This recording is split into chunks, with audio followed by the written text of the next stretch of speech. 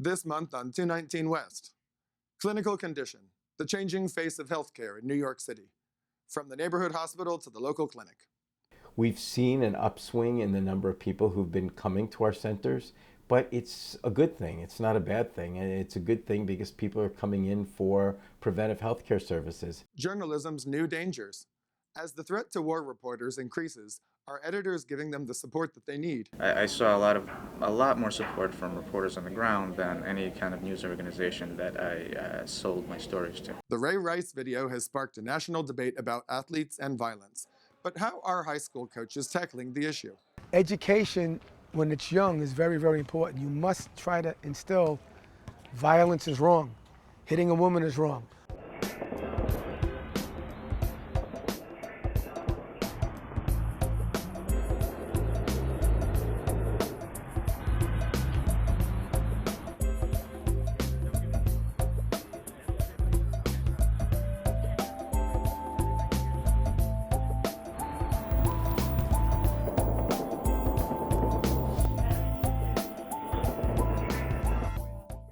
Hello, and welcome to 219 West. I'm Brian Herbsidis. And I'm EJ Stewart. All this and a panel discussion on athlete conduct and its impact on youth sports later in the program. We begin with the changing face of healthcare. Obamacare, the Affordable Care Act, is bringing huge changes throughout the nation, but there are many other changes as well. Instead of a trip to the emergency room, an increasing number of New Yorkers are seeking healthcare right around the corner. Bianca Flowers has more.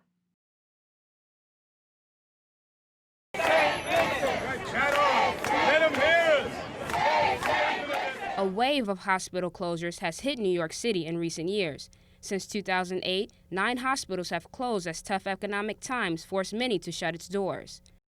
While there are fewer hospital beds, the Affordable Care Act, widely known as Obamacare, has made health care more accessible to millions of Americans. And as the need for primary care services continue to increase, walk-in clinics and neighborhood health facilities like the Family Health Center in Harlem are growing in popularity for primary care. We've seen an upswing in the number of people who've been coming to our centers, but it's a good thing. It's not a bad thing. It's a good thing because people are coming in for preventive healthcare services. People are coming in who've never been in the healthcare system before, even healthy people. The state-of-the-art facility opened after East Harlem's local hospital closed down. So far, the center has been able to fill that void. The 70 or 80,000 visits a year that they were doing in outpatient care, their mental health center, their primary care center, their urgent care. And that's basically what we were asked to take over, which we did first in the ground floor of the old hospital and then built with state and city grant funds, built this place so that we could, move people into a first-class, brand new facility. Anthony Chu is one of 20 students completing their residency at the Family Health Center. For him, the joy of working at the center is giving care to those who need it most. People that have been here in this community for a very long time, and the just complete lack of health care and even routes to health care are challenges that they face every single day. Patients here are mostly low income with the greatest need for quality health care. They are offered a range of resources from primary care to social services. Simple as it gets. And you're gonna have these done already, so this is waiting for you, right? In many ways, it's the new healthcare model for rich and poor. Outpatient services have sprung all over the city and the country. Often, they're cheaper to run and easier for patients. Professor Victor Rodwin of NYU says the variety of medical services in neighborhood clinics can be more effective. And it's a good thing that they're doing that. When it comes to medical care, we have to monitor carefully whether they're delivering quality. When you don't have a good access to primary care, patients have no choice but to delay seeking services, and they show up in emergency rooms when it's too late. Local residents without health insurance had used the local hospital for all of their medical needs rather than going to a primary care physician. The Affordable Care Act is putting more emphasis on preventive care in community-based health centers. More than 8 million Americans have signed up for the insurance under the law, but challenges still lie ahead as both hospitals and health centers struggle with the shortage of primary care physicians. Probably are fewer primary doctors than there should be, given the demand. But there are other ways of providing primary care. One could increase training for nurse practitioners, one could increase teamwork, and indeed the federally qualified health centers and the community health centers in New York are preparing to do just that. Today, only 30% of physicians practice primary care in the U.S., compared to about 70% in most other developed countries. Often, the pay isn't as high as some specialty care physicians. Still, some medical graduates are choosing primary care as their career path. It's not about, the money when you're going to medicine. It's more about, the experiences that you have, the patients that you have, and the relationships that you have with your patients is the most important thing. And that's something that primary care particularly is why I chose it. For now, more hospital closures loom, and the need for more med students to enter primary care is crucial as communities across the country adjust to a rapidly changing healthcare system. In Harlem, Bianca Flowers. Journalists on the front line are vital for telling stories from the center of conflict hotspots. But who looks after these journalists, and how do they stay safe? Pearl Masek has the story. James Foley, an American freelance journalist, was beheaded by members of the Islamic State on August 19th. Today, the entire world is appalled by the brutal murder of Jim Foley by the terrorist group ISIL. 2 weeks later, Steven Sotloff, another freelancer, met the same fate. Journalists in war zones were once considered a third party and not targeted by warring armies. But now things have changed. According to the Committee to Protect Journalists, 40 reporters have been killed this year. 8 of those 40 were considered freelancers. In 2011, Nicole Tung booked a ticket to Egypt. She had no organization backing her, but knew she would find stories. Nicole started to report from Libya and Syria, where she worked alongside James Foley. Nicole soon realized just how dangerous her job was. But I never felt like it was that overwhelming until, I guess, Chris Hondros and Tim Hetherington were both killed in Misrata in 2011. And, I happened to be nearby. I was at the hospital with them. And I guess that was a very sobering moment because it just, it made me realize that, even the most professional, even the most experienced journalists can get into serious trouble. Nicole says that never once did any editor ask her how she was doing. I think they push reporters sometimes, which is normal, which is fine, and reporters push their own stories, but to not, I guess, ask how they're doing even psychologically, or, employing freelancers and not, I guess, trying to see if they have additional support is I guess, sort of appalling. News organizations, under pressure to cut costs, sometimes turn to freelancers, who often have little or no experience in war zones, and who require less support than full-time employees. Igor Kosov, a former student of the CUNY Graduate School of Journalism, followed the same route that Nicole took. He also says that editors had little interest in his well-being. I saw a lot more support from reporters on the ground than any kind of news organization that I sold my stories to. That's how I saw them. Like, I do everything and then I sell the story as a package to them. It's not really a relationship. It's more that I'm selling them products. RISK, or Reporters Instructed in Saving Colleagues, is one of the very few groups aimed at helping freelancers. The program was created in memory of journalists Tim Hetherington and Chris Hondros, who died in Libya after being hit by shrapnel. Sebastian Junger, founder and director of RISK, believes that if news organizations want stories from war zones, they should pay properly for them. So if you've got, 30 young photographers in Libya shooting photos of rebels, the news organizations can get away with paying $50 for a photo that someone risked their life for. It's not ethical. It's just not ethical. In the same way that it's not ethical to pay someone in this country $1 an hour for their labor just because there aren't enough jobs out there. So why do freelance reporters keep going to conflict zones? The pay is low and the danger is high. It is a way to establish a career, but Junger says it's more than that. It's just absolutely the most compelling thing you can imagine. And it's dramatic, you know? I mean, life and death situations are inherently dramatic. And they bring out, I mean, it's funny, they bring out a lot of bad behavior, but also a lot of very good behavior. You know, people can act very courageously and tremendous generosity, you know, bigness of spirit in wars in ways that, you know, I grew up in a suburb, American suburb. People don't act like that when they're safe in their homes.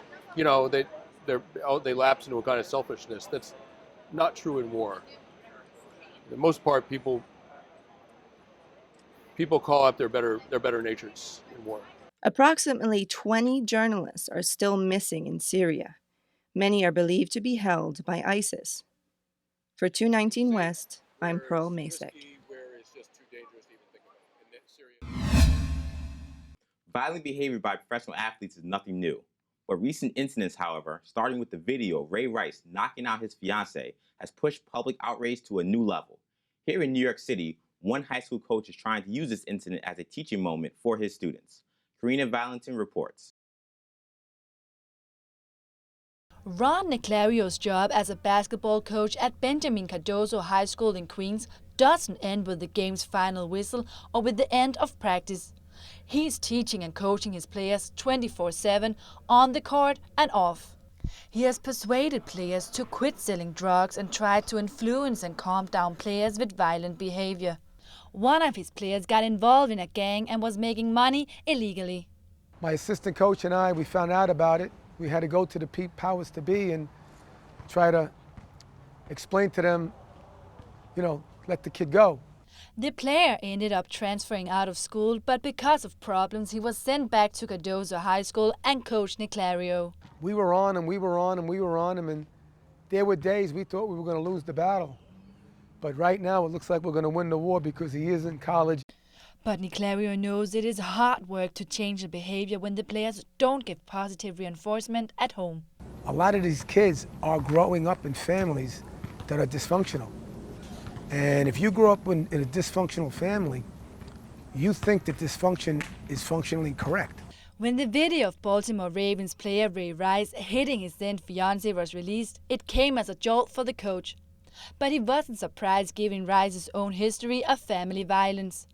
You know, when your father's shot and killed at 2 years old, there's something that hits you and stays with you for life that, unless it's addressed properly, there's that monster mechanism in you that can explode. Niclario, who says he already keeps a close eye on his players' off-court conduct, says coaches need to act quickly when young players behave violently.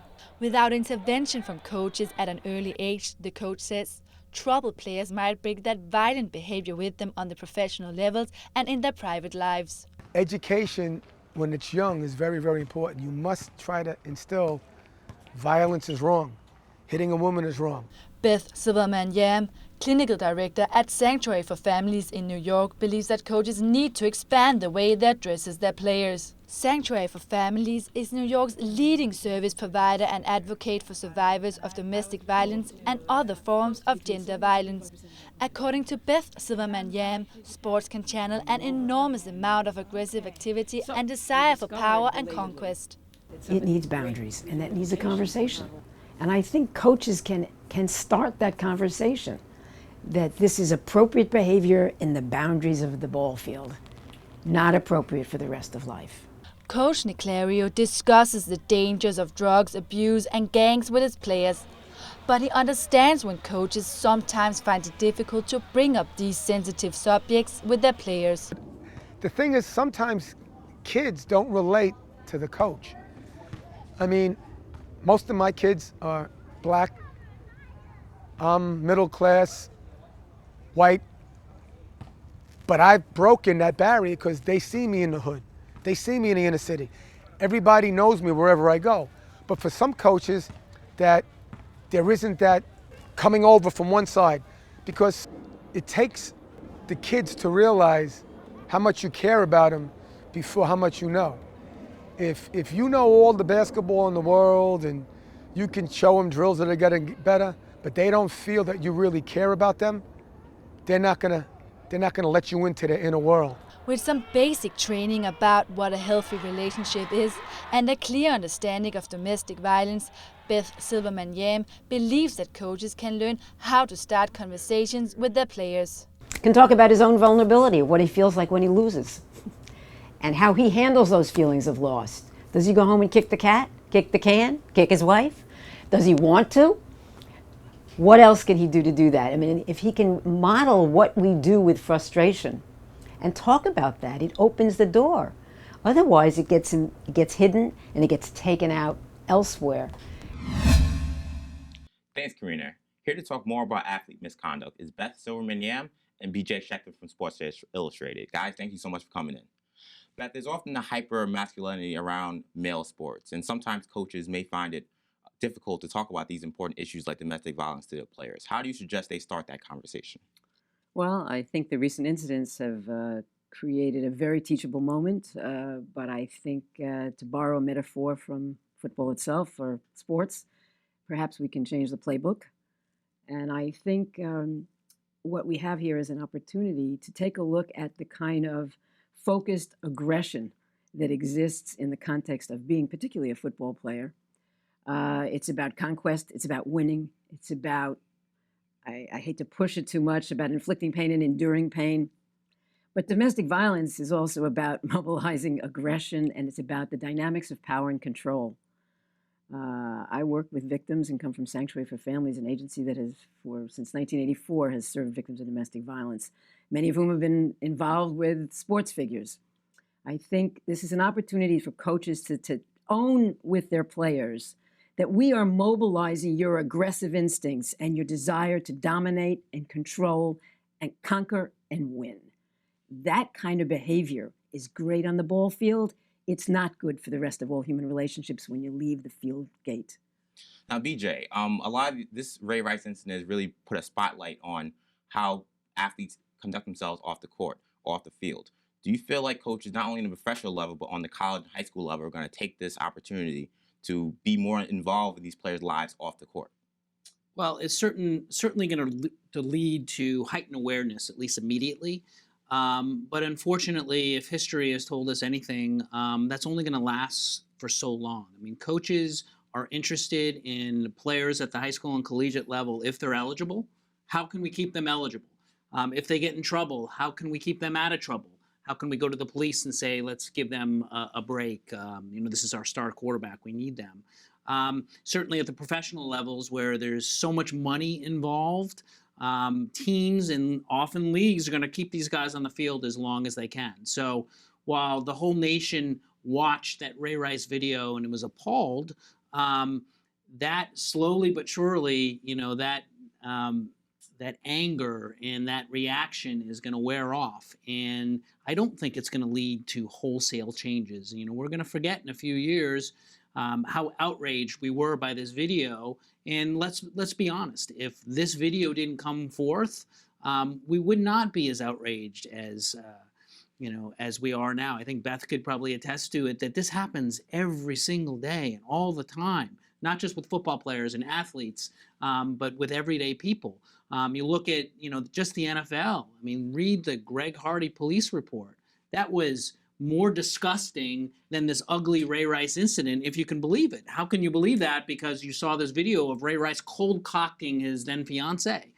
But Greg Hardy, the Panthers defensive lineman, this guy is 6'4", 245 pounds, dragging his girlfriend by the hair out of a bathtub onto a couch with loaded guns. I mean, it was disgusting. This stuff happens every day. But if we don't have video evidence and we don't have an immediate memory of this, we're not going to have that outrage, and we're going to forget, and things are going to slip, and players are going to be able to play. And why is that, Beth? I mean, like BJ said, they had the Greg Hardy incident, and the Ray Rice details were released back in February. So why do you think it takes a video for people to take domestic violence seriously? Well, I think people, because they set aside these heroic figures in the sports field, I think there's a lack of education, lack of sustained articulation in all aspects of the media about it. I have to say, in the advocate community, people have said that we are having more sustained dialogue and discourse and particularly attention from the media, than we've had in the last 40 years. And I salute any attempt in the media to sustain this conversation. Listen, football and a lot of other major sports potentiate violence. They don't cause it. What we can do is to get the sports institutions to become our partners and our allies into combating it and preventing it and creating different measures of accountability. But without sustained, not just in the advocate community, from the media, from all other forms of institutions, to try to hold players accountable to a different kind of behavior. And I don't mean heroic behavior and just winning, but what is sportsmanship? What is sharing? What is negotiation? What is respect for human beings? That coaches could be role models if they wanted to be. They don't have to become everybody's father. But I think if the owners of these teams, and you're right, it is about money. It is about money, it's about winning, and that's true. It's true in high school, it's true in colleges, and it's true in pro ball. But I think if we sustain the momentum and work with institutions, organizations such as Sanctuary are happy to ally themselves and other advocate agencies to kind of look at the policies and procedures that they have, and inclusive of providing education and training and materials, because I'm not assuming that every coach knows how to address what's in the man box. Because what's in the man box is a set of variables and criteria of macho-ness and hypermasculinity, of dominance and control, and those are the very variables associated with abusive behavior in intimate partner, dating, and family relationships. But Beth, at what point is it window dressing? Yes, I understand how an organization such as yours would welcome all this attention, but at the same time, like, the NFL has got to do this. They have to say, that this is a huge priority. At what point do you call them on the carpet and say, hey, talk is talk, but let's see action and substantive action?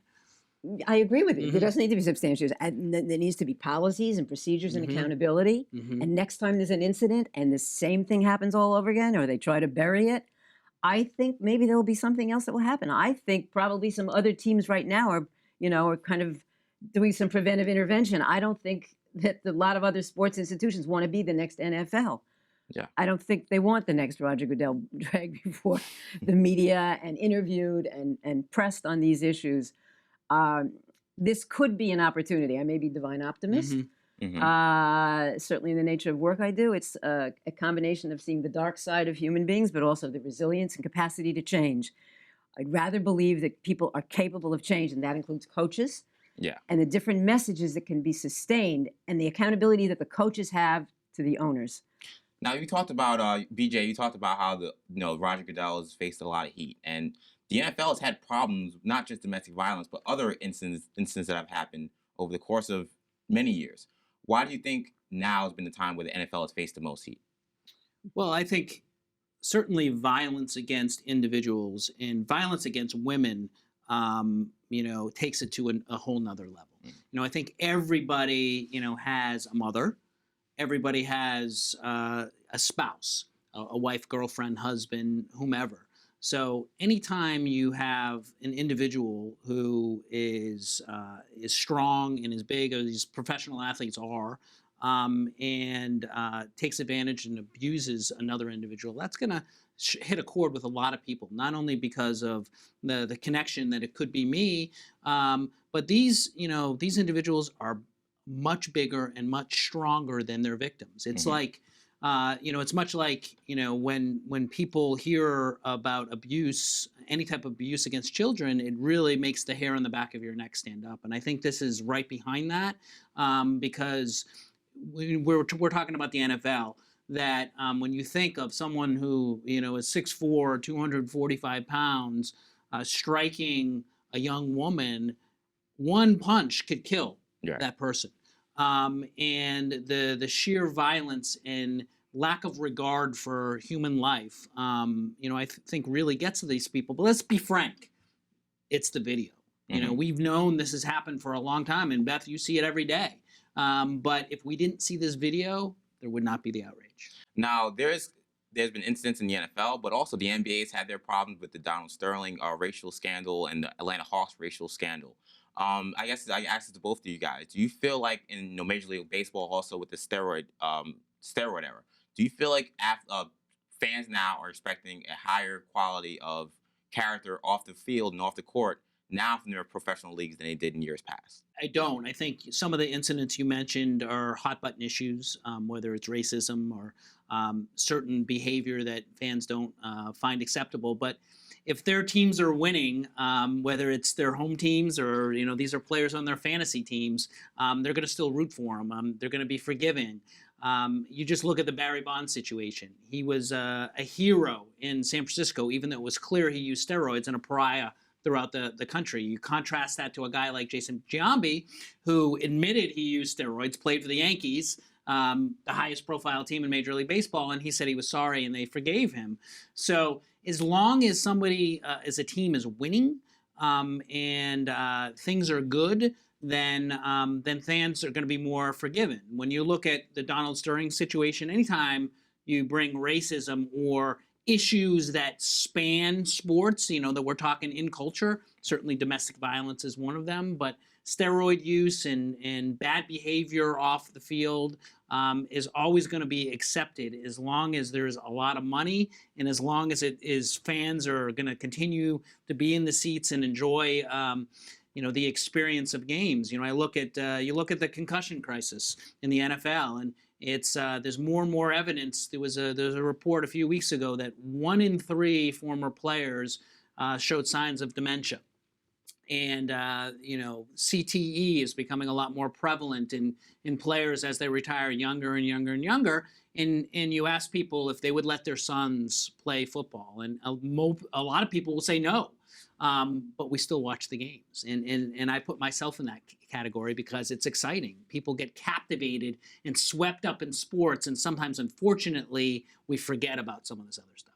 Beth, real quick, what do you say about that? I also think that there's a way to mobilize leadership from football players themselves and have them join. Right. It's one thing to hear professionals or sports writers or others or media personnel talk about these issues, but I think if we can harness the power and influence of football players who say this is not right, zero tolerance for this type of abuse, they will become the new heroes. There's an organization called A Call to Men, which mobilizes all men around the country that helps them own this issue about violence. Not just the domestic violence community, but I think if men can see that they have a part to play in stopping what they see every time they see somebody abuse their mother, their daughter, their sister, their aunt, their grandmother, that you think that's what it is to be a man? I'm going to call you on it. I'm going to call you on it. I think there's a way of organizing to counteract what I think you're correct about. I think money is a big player here. Yeah.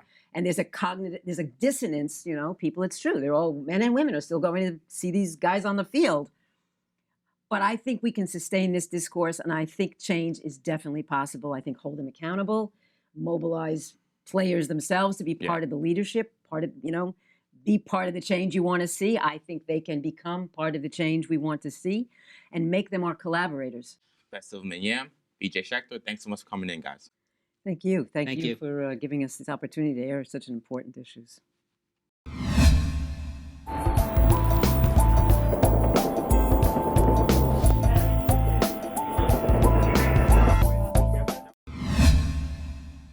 I'm EJ Stewart, and thank you for joining us on this edition of 219 West. And I'm Brian Herbsaitis. Tune in next month for more stories from the 5 boroughs and beyond.